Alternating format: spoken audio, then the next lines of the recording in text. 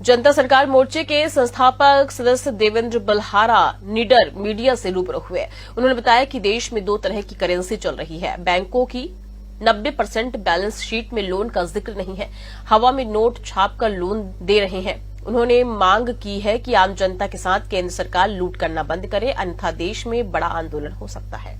जनता सरकार मोर्चा के संस्थापक देवेंद्र बल्हार निडर ने आरोप लगाया कि केंद्र सरकार और रिजर्व बैंक के नागरिक ठगी का शिकार हो रहे हैं। रिजर्व बैंक के पास भारतीय वैध मुद्रा का लिखित दस्तावेज नहीं है। भारतीय दस्तावेज के अनुसार भारतीय मुद्रा की 1 रुपए की कीमत 777 मिलीग्राम शुद्ध सोना 6300 रुपए के लगभग है। इधर पूरे मध्य प्रदेश के सभी कलेक्टरों से हमारे आवेदनों का जवाब मांगा है। अगर हम गलत होंगे तो हम कर्जदारों का कर्ज हम भरेंगे। आरबीआई से पूछा, गोल्ड तुम कहां जमा करते हो? उनका कहना है कि इंग्लैंड में सिक्योरिटी के रूप में जमा करते हैं। हमारा देश आज भी गुलाम है और देश में बैंकों में लूट चल रही है।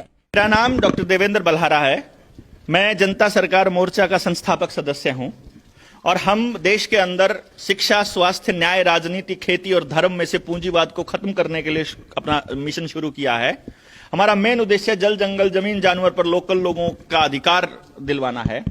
इसी क्रम में शिक्षा के इस मुहिम को आगे बढ़ाते हुए जब हमें बैंकों की कारगुजारी और उनकी ठगी का पता चला तो हमने आरबीआई से आरटीआई डाल करके, वित्त मंत्रालय से और भारत सरकार से आरटीआई डाल करके सवाल पूछे कि आप जो हमको कर्जे में रुपया दे रहे हो, क्या ये असली है?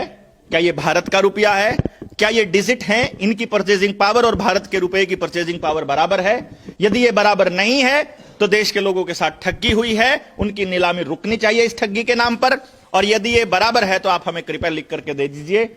दुर्भाग्य की बात यह है कि पता नहीं किस दबाव में आकर के प्रशासन, एडीसी, एसडीएम, तहसीलदार आदेश जारी कर रहे हैं लोगों की जमीनों की कुर्की के और उनकी नीलामी के।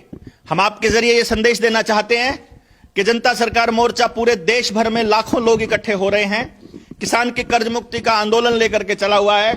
यदि आप लोगों ने विधि पूर्वक सही से जवाब नहीं दिया तो बड़ा आंदोलन होगा और जितनी सरकारें होंगी सब गिर जाएंगी।